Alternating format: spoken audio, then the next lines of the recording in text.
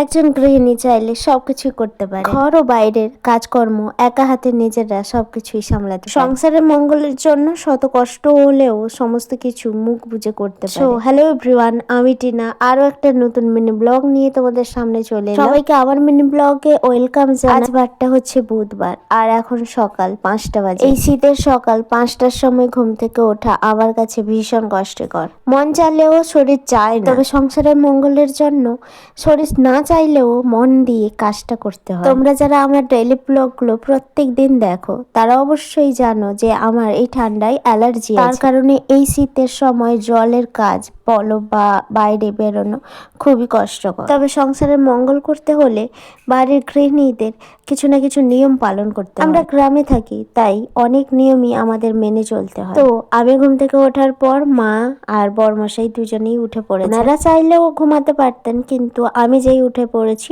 ওনারাও উঠে পড়েছে। তবে আমিও ওঠার আগে হয়তো শাশুড়িমা উঠে পড়তেন, কিন্তু আজকে আমি একটু তাড়াতাড়ি উঠে পড়েছিলাম। যেহেতু আজকে আমি মনে গেঁথে নিয়েছিলাম যে আজকের উঠোনের ঘরটা আমি বসাবো। বেশিরভাগ দিনই মা উঠে বসিয়ে দেন, তবে আমি আজকে ভেবেছিলাম যে আমি উঠোনে ঘরটা কিন্তু আমি আজকে বসাবো। তোমাদের সঙ্গে গল্প করতে করতে এখন আমি পুজো করে চলে সকালের বাসি কাজ শেষ করে এখন আমি রেডি হচ্ছি আমার ননদের বাড়ি যাওয়ার জন্য। শুধু আমি আর মা যাব, বরমশাই যাবেন না, ওনার স্কুল আছে।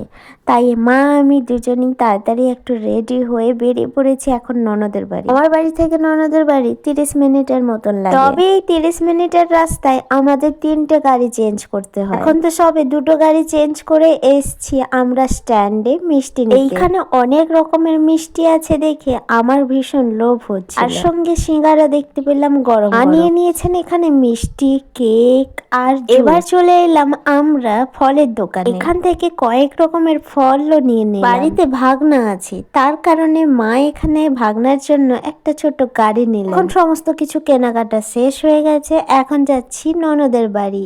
এখন আমরা বসছি টোটোতে, আর এটা হচ্ছে 3 নম্বর গাড়ি। তবে আমাদের বেশি টাকা খরচ করতে হয়, মাথা পিছু আমাদের গাড়ি ভাড়া গেছে 30 টাকা। এখন ননদের বাড়ি পৌঁছে গেছি। এখানে কত রকমের মিষ্টি দিয়েছে দেখো, জল খাবার। আমার এই পাখিগুলো ভীষণ ভালো লাগে। আমার বাপের বাড়িতে আমি একটা রেখেছিলাম, কিন্তু কথা বলতে পারেনি, তার কারণে ওই পাখিটা অন্য কাউকে দিয়ে দিয়েছি। বিকালে এখন ননদের বাড়ি থেকে বাড়ি ফিরছি। তো গাইস আজকের মতন টাটা।